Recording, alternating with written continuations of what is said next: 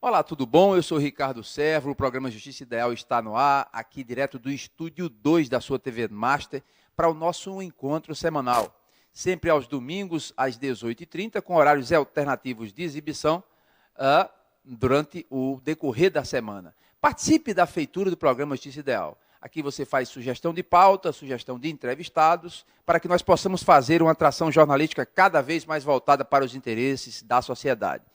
Através do e-mail do programa, justicaideal.tv@gmail.com. justicaideal.tv@gmail.com. Você também pode acompanhar toda a programação da sua TV Master em tempo real de exibição através do site da TV Master, www.tvmaster.tv. www.tvmaster.tv. Acompanhe também em nossas redes sociais, no @masterizando. Aí você tem em tempo real de exibição, através do site e também a qualquer hora que você pode dispor da nossa programação que fica no arquivo das nossas redes sociais, ok? O Justiça Ideal de hoje tem a honra de receber aqui em nossos estúdios doutora Carolina Marques, ela que é advogada, especialista em Direito Civil pela UFPE, possui formação executiva na área de Compliance, Anticorrupção, pela LEC, e cursando LLM em Direito Societário pela Fundação Getúlio Vargas. Doutora Carolina Marques, uma satisfação recebê-la aqui em nossos estúdios. Sabemos da sua agenda, que é bem atarefada, né, bem preenchida, mas que arrumou um tempinho para que a gente pudesse trazer essas informações do que seja compliance, esse assunto que está na moda e que chegou para ficar. Seja muito bem-vinda ao Justiça Ideal para a gente trazer essas informações para a sociedade. Bom, Ricardo, primeiro eu gostaria de lhe agradecer pelo convite, saudar você, a seus telespectadores e dizer que estou à disposição para conversarmos sobre esses assuntos que realmente são palpitantes. Muito bom. Olha só, a gente falou do compliance e muita gente que não é da área, não sabe, nunca ouviu o que é que significa, nunca ouviu falar, e muito menos agora, pela primeira vez, o que está ouvindo agora, compliance. E também muita gente que é da área, mas também que não sabe o que é compliance.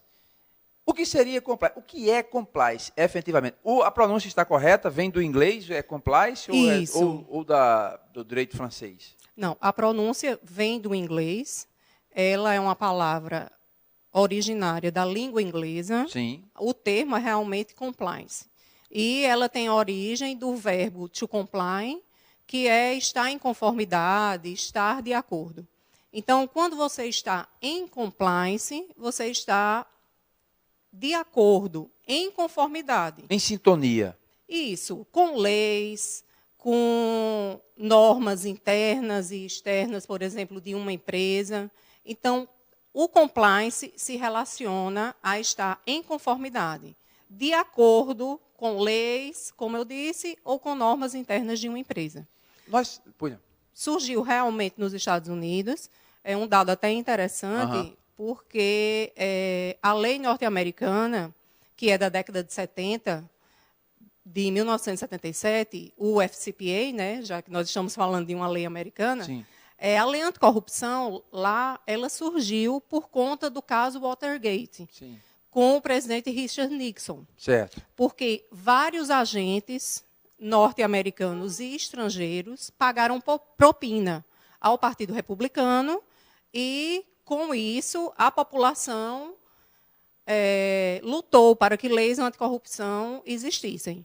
Então, o termo compliance tem origem com todo esse histórico, todo esse arcabouço histórico. Bem, então ele é oriundo do direito americano. Sim, de origem americana. E a gente falava aqui nos bastidores, a produção também me passou, que quer dizer integridade. Né? A gente falava aqui, compliance, ele quer dizer também, traduz integridade. Seria isso também, esse sentido? Isso. A nossa legislação brasileira, que infelizmente não é de 1977, ela é de 2013 e o regulamento foi apenas em 2015. Certo. Então, a nossa lei 12.846, que é a nossa conhecida lei anticorrupção, ela não traz o termo compliance, ela traz o termo integridade. Certo. Então, quando a lei fala em compliance, a lei fala em programas de integridade. Pode ser utilizado como sinônimo. Para o direito brasileiro, é um sinônimo. É um sinônimo. Em que a ética e a integridade pode ser relacionada ao compliance? E como podemos inserir esses princípios éticos para a população em geral? Como é que a população se utiliza disso tudo e em que essa integridade, como a integridade está relacionada ao compliance? Veja, o compliance e a ética são coisas ligadas. Para e passo, né? Totalmente. Nós não podemos falar de uma atitude em compliance, como normalmente nós falamos, uma atitude em conformidade com as leis, se você não tiver ética, se você não tiver integridade. E isso são coisas que eu acredito que o berço de uma base de sustentação ética e íntegra vem da família. E continuando isso na escola. Inclusive, nós vamos, se Deus quiser, implementar aqui em João Pessoa um projeto que nós temos já a nível nacional, que é o Lobby da Integridade, em que nós vamos para as escolas para falar para crianças de 8 a 16 anos, que já podem votar, que já podem exercer a sua cidadania, os de 16 anos, e darmos esses valores éticos, valores de integridade, para levar isso para a vida. E poder, com a sua vida, ser exemplos éticos para as outras pessoas. Quer dizer, pelo que você fala, tem tudo a ver com cidadania, tem a ver com cultura, uma formação cidadã. Isso. Trazendo e traduzindo, ensinando para as nossas crianças. Isso. Como deve se portar na vida, se aplica em todos os ramos da vida? Em todos os ramos da vida. Na verdade, uma vez até já me perguntaram, mas você quer ensinar a ser ético? Não. Nós podemos, a pessoa nasce com uma personalidade, e em casa, com sua família, nas suas relações, os seus princípios vão sendo formados. E, sem dúvida, uma criança que é bem estruturada e que pode ter isso desde uma idade, de uma pequena idade, uma criança, se conseguir isso, eu acho que nós vamos conseguir formar cidadãos com uma estrutura ética melhor. Porque quando nós temos essa estrutura firme, nós vamos poder até cobrar dos nossos representantes uma postura ética também. Muito bom. Então, a gente tem um leque muito vasto de atuação, não só do conceito, mas da efetiva prática do compliance. Sem dúvida, sem dúvida. O leque é muito grande, né? Assim, não é uma coisa exclusiva para, nós falamos inicialmente sobre as leis anticorrupção, que originaram o termo compliance, mas compliance não é apenas o compliance relacionado, ou falando agora, como a nossa lei anticorrupção diz, programas de integridade relacionados à corrupção. Existem outros ramos também que o compliance se adequa. Então, existe o compliance trabalhista, existe o compliance tributário, existe o compliance concorrencial, do meio ambiente. Isso para falar de alguns, securitário. Enfim, aonde existir uma regulamentação, o compliance existirá. Porque a relação é essa. Houve regulamentação. Esta regulamentação e as atitudes dos personagens que atuam têm que estar conforme com esta regulamentação. Portanto, quanto maior a regulamentação, maior a atuação do compliance. Muito bom. Por conta dessa Operação Lava Jato, né, a maioria das pessoas relacionam o compliance apenas com práticas ligadas à anticorrupção. Mas você falou que ela tem esse espectro grande, e aí no lado empresarial, por exemplo, ela só é aplicada, essa lógica do compliance só é aplicada para grandes empresas? Ou a gente pode aplicar também para pequenas empresas, médias empresas? Entende? Porque, só para que eu me faça entender, a gente sempre tem a ideia de que aqueles grandes conglomerados que estão dentro dessa lógica, digamos, altruísta, né, do politicamente correto, de como a sociedade exige hoje o comportamento dos grupos empresariais, por aí vai. Mas aí a minha pergunta é nesse sentido. Pequena e média empresa entra também nessa lógica de compliance também? Sim, totalmente.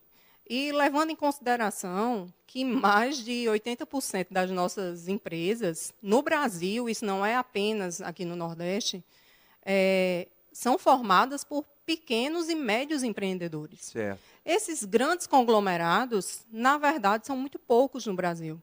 E como nós podemos ver até na Operação Lava Jato, nas Zelotes e tantas outras que aconteceram e que estão acontecendo, os grandes conglomerados não tinham um programa de integridade. Entendo. Por isso sofreram tanto. Exatamente por não terem esse programa de integridade.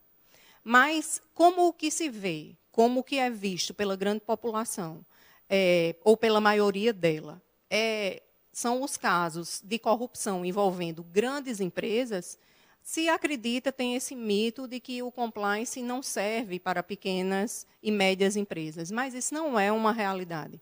E sobre os pilares, quais são efetivamente as bases do programa de compliance? Veja, dependendo do doutrinador, existem vários pilares no programa de compliance. Eu acho que um dos mais importantes, e aqui é o que eu efetivamente vou destacar, é o primeiro pilar, que é o suporte da administração. O suporte da alta administração da empresa. Então, é o suporte do dono da empresa, do gerente executivo, ou de quem seja o principal, o mandatário daquela empresa. Porque não adianta que os de cima, o top da empresa queira, e toda aquela cadeia que forma não esteja totalmente em consonância com aquela realidade. Vai ser um programa sem efetividade e não é a realidade. Não é isso que nós que trabalhamos em compliance lutamos. Temos que fazer um trabalho que visa cada empresa individualmente e, fazendo esse trabalho individualizado, nós podemos ver o que é necessário para aquela empresa, para se adequar e para estar em conformidade. E os valores, né? Quais seriam os valores que, a partir do momento que uma empresa decide fazer um programa de compliance, qual é o valor agregado que ela passa a ter a partir dessa decisão? Isso é muito importante, porque nós estamos falando de empresa. Sim. E empresa visa lucro. Sim. Não é? Os valores são não só os valores financeiros. Os valores, por exemplo, que um programa de integridade ou um programa de compliance traz, por exemplo, uma questão reputacional. Já que nós estávamos falando de pequenas e médias empresas, eu vou dar um exemplo assim que eu sempre dou. Por exemplo, uma padaria. Uma pequena empresa. Você tem uma padaria e você não está em conformidade, por exemplo, com as leis de vigilância sanitária. A sua padaria é fechada, interditada, durante 3 dias pela vigilância sanitária. É uma perda. Sem dúvida alguma. Sem dúvida. Além disso... Há um abalo na imagem, né, do comércio. Principalmente. O abalo reputacional é gigante. Porque se para uma pequena empresa, 3 clientes, por exemplo, deixarem de ir naquela padaria para comprar qualquer coisa que seja, é prejuízo. Sem dúvida. E sendo prejuízo, já houve um abalo. Meu pai dizia uma coisa, que você leva uma vida inteira para construir um nome. E você o perde da noite para o dia. É exatamente isso. É exatamente isso. Então, eu acho que os valores, eles são relacionados, como eu disse, não apenas a um aspecto financeiro. O aspecto reputacional é gigante. Isso nós estamos vendo com grandes empresas e também podemos ver com pequenas empresas. E nessa história toda, nós vivemos uma onda, uma maré de rearrumação da história política, da história social, da história administrativa, da história judicial brasileira. E aí, nessa quadra turbulenta da história nacional, o poder público, ele tem... como é que ele se enquadra nisso? Ele precisa cruzar essa fronteira e adotar essa nova mentalidade de compliance. As empresas, o poder público, de um modo geral, ele precisa entrar nesse novo capítulo da história nacional, mundial e particular, aqui, agora, já que a gente falou dos Estados Unidos, nos Estados Unidos isso já existe, o compliance desde 1970. 77. 77. A lei é de 1977. 41 anos, praticamente. Aqui, a edição da lei foi em 13 e A regulamentação a em 2015. regulamentação em 15, né? Como é que o poder público entra nessa história toda? O poder público é uma das figuras que também tem que implementar programas de integridade. E os pilares que existem num programa de compliance, e analisando a lei anticorrupção, o poder público ele está totalmente ligado ao compliance. A maioria dos estados brasileiros ainda não regulamentou as suas leis locais, né? As leis estaduais e as leis municipais. Mas isso é uma coisa que não vai demorar muito para ter que se tornar uma realidade. Por exemplo, a lei das estatais, a 13.303, ela obriga que todas as empresas estatais, públicas, sociedades de economia mista, da União, dos estados, do Distrito Federal e dos municípios, tenham um programa de integridade. Por exemplo, em relação às estatais, às federais, o prazo está se acabando agora, no final de junho. Então, isso é uma realidade. E aqui, eu sempre também faço essa relação, a alta administração do poder público somos nós. Claro. É o povo que é a alta administração. Até porque, doutora Carolina, nós estamos entrevistando aqui a doutora Carolina Marques, ela que é advogada e é especialista em compliance, esse novo ramo do direito aqui no Brasil, e está falando também de ética.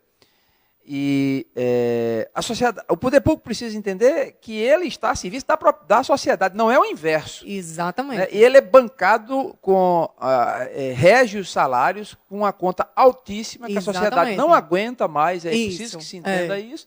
E ele deve toda a satisfação à sociedade, não é o inverso. Ele é uma ficção que tornou-se uma realidade criada só para pacificar a sociedade. Eu vejo que a alta administração no poder público somos nós. Sem dúvida. Não resta dúvidas para mim que a alta administração não é o governador do estado, não é o prefeito de um município, somos nós, porque é o povo.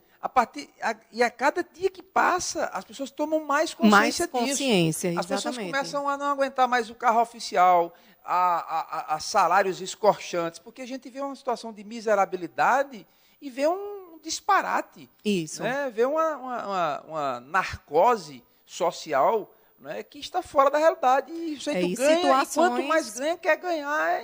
Não é? Então, eu acho que o compliance também pode entrar no lado ético disso, né? Certamente. Fixação de salário. Toda essa relação. Um país onde o salário mínimo é de R$1.000, vamos fechar aqui a conta em R$1.000, o sujeito ganha 30, 40, 50 mil reais e acha que ganha pouco ainda. Agora, isso, Ricardo, nós precisamos envolver os nossos governantes nessa ideia. Claro, sim. Nós precisamos fazer com que eles acreditem que, efetivamente, tem que ser assim. Não porque uma lei determinou que em um determinado prazo eu tenho que ter um programa de integridade, mas porque é melhor que seja feito dessa forma. É melhor para todos, e principalmente para a população. Quais os estados brasileiros já regularam essa lei anticorrupção? Veja, apenas 14 estados e o Distrito Federal. 14 estados. E o Distrito Federal. Um bom exemplo, para quem acha que no Nordeste não existe compliance, é que o nosso vizinho estado de Pernambuco já regulamentou sua lei, já regulamentou também as multas. E na prática, como é que funciona isso? A gente falou aqui que ele deve se instalar dentro do poder público, dentro das escolas, dentro da iniciativa privada, dentro das empresas, dos grandes conglomerados. Mas, traduzindo isso para que o telespectador do Justiça Ideal possa entender, como funciona isso depois de uma lei regulamentada na prática? Veja, em relação... Aí o que acontece, exatamente? Em relação à lei, são aquelas empresas que principalmente contratam com o poder público. Nas empresas privadas em geral, nós temos a regulamentação do compliance através de várias formas. Uma delas, por exemplo, é o Código de Conduta, ou Código de Conduta e Ética. Então, lá são colocados todas as diretrizes daquela empresa, a missão, os valores, tudo isso é feito por um programa de compliance. Então, por exemplo, na área de compliance trabalhista, nós fazemos toda uma adequação junto com a área de recursos humanos, do que deve e do que não deve ser feito pelos empregados, pelos colaboradores e os terceiros. E, em relação ao poder público, já existe o Código de Ética, não é, dos funcionários públicos, mas, especificamente no poder público, eu acredito muito em treinamentos. Certo. e que os funcionários realmente se sintam motivados a utilizar de práticas éticas para todo o funcionamento da máquina e o melhor funcionamento dela. Não só motivado, mas obrigado mesmo, por Sim. um dever funcional Isso. legal, né? Mas eu acredito que a gente precisa, assim, a gente tem que motivar realmente as pessoas a acreditarem que, além de uma obrigação, aquilo é o melhor. Aquilo tem que ser feito. Isso é uma coisa que tem que ser feita. E isso é uma realidade hoje. Nós não podemos mais fugir. Olha só, recentemente foi apresentado pela Transparência Internacional novas medidas de combate à corrupção. E, ao mesmo tempo, foi lançada a campanha Unidos contra a Corrupção, para incentivar as pessoas a votarem em candidatos que não tenham condenações, enfim, na prática da própria lei de ficha limpa. Isso. É um tema muito importante, já que estamos falando de um ano eleitoral. Sim. E isso, em que medida você acha que isso tem essa repercussão e que vai influenciar na tomada de decisão das pessoas? Eu acho uma campanha muito importante, principalmente das organizações que fizeram, não é? Foi a Transparência Internacional aqui no Brasil, junto com a Fundação Getúlio Vargas, a Escola de Direito do Rio de Janeiro, e foram lançadas 70 medidas legislativas, como proposições para que os nossos legisladores possam combater a corrupção. E essa campanha Unidos contra a Corrupção é exatamente para o voto consciente, para que as pessoas pesquisem nos seus candidatos, vejam, independente da ideologia política e partidária, mas que exista principalmente um compromisso com a ética. Tudo bem.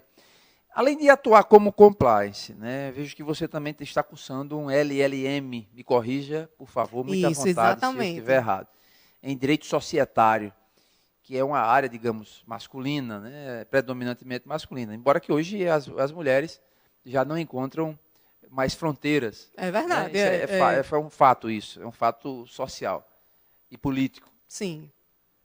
Como é que vem sendo essa atuação das mulheres nessas áreas?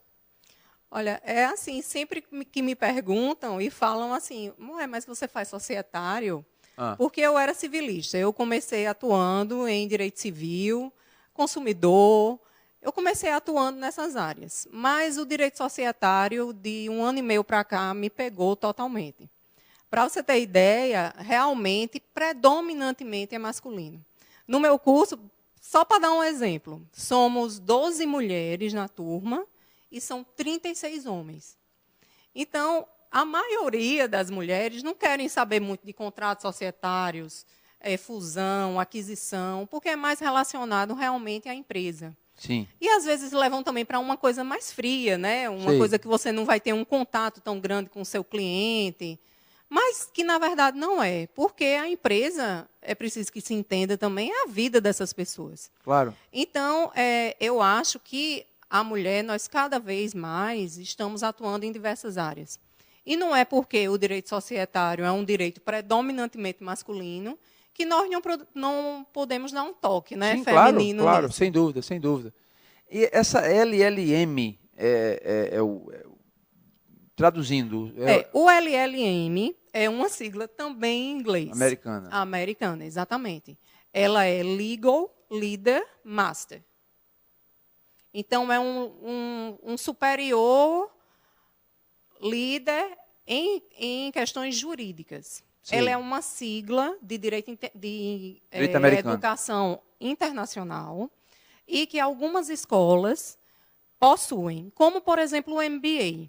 Para o direito, é o LLM. Uhum. Então, a FGV é uma das instituições que fornece o curso, que acredita o curso de LLM no Brasil. Só para a gente encerrar, a nossa produção já falou aqui, o meu diretor falou que eu estou em um tempo esgotado, mas teria algum ponto relacionado a programas de compliance que você gostaria de acrescentar? E, ao mesmo tempo, eu já pergunto, para um jovem estudante de direito, uma jovem estudante que esteja aqui nos assistindo, ou uma advogada jovem que esteja em casa já, prestigiando a Justiça Ideal, quais seriam as medidas que ela precisava tomar para que entrasse nesse ramo fantástico que você nos apresenta? Bom, eu acho que, primeiro, relacionada à atuação em compliance, Eu acho que a gente tem que procurar profissionais que tenham uma boa formação, não é? Eu acho que essa pesquisa deve ser feita, porque hoje nós encontramos de tudo na internet. E os cursos que certificam e acreditam compliance, eles são difíceis, não é uma coisa simples de você fazer a certificação. Eu acho que esse é o primeiro ponto. Acho que nós temos também que incentivar aos alunos de direito a procurarem outras áreas, porque o mundo mudou, o direito mudou, e o compliance, e também falando do direito societário, são áreas que devem ser pesquisadas e estudadas por todos os que pretendem ingressar nessa nossa área. Então, eu acho que é isso. A primeira coisa são profissionais capacitados. Não é porque para fazer um programa, existem programas prontos na internet, mas acho que isso não é o ideal, nem para o poder público, nem para uma empresa privada, independente do seu porte. E o que mais acrescentar sobre o tema? Mais alguma coisa que você quer falar, alguma coisa que você acha oportuno trazer para o telespectador? Bom, eu acho que é uma coisa muito importante. Chegou para ficar o compliance? Não tenha dúvida. Isso é uma coisa que não volta mais. Isso agora nós estamos daqui para o futuro, daqui para frente. Não existe mais a possibilidade de voltar. Eu acho que as mudanças aconteceram no Brasil, as mudanças aconteceram no mundo, e com essas mudanças trouxeram coisas muito boas. Sem dúvida. Então, nós temos que aproveitar o que seria uma onda ética, que não vai ser uma onda ética, vai ser uma fixação em ética. Sim. E passar com que isso seja visto como uma realidade. Interessante o que você falou agora. Não é uma onda, mas sim um Não. marco, né? Uma fixação. Exatamente. Isso é uma coisa que, como eu disse, isso não volta mais. Muito e bem. outra coisa eu acho muito importante é que as pessoas vejam que compliance e integridade não é custo, é lucro. Porque nós não implementamos um programa para dar custo à empresa, para custear mais o poder público, mas sim para ver onde está errado e lucrar de uma forma geral. Porque agrega valor, como a gente falou ainda há pouco. Totalmente. Doutora Carolina Marques, uma satisfação aqui essa conversa com a gente. Você trouxe muitas informações. O Justiça Ideal sempre à disposição. A gente agradece a sua participação. Eu que agradeço. E volto sempre. Muito obrigada. Obrigada a todos. O Justiça Ideal vai ficando por aqui e até o próximo encontro. Tchau.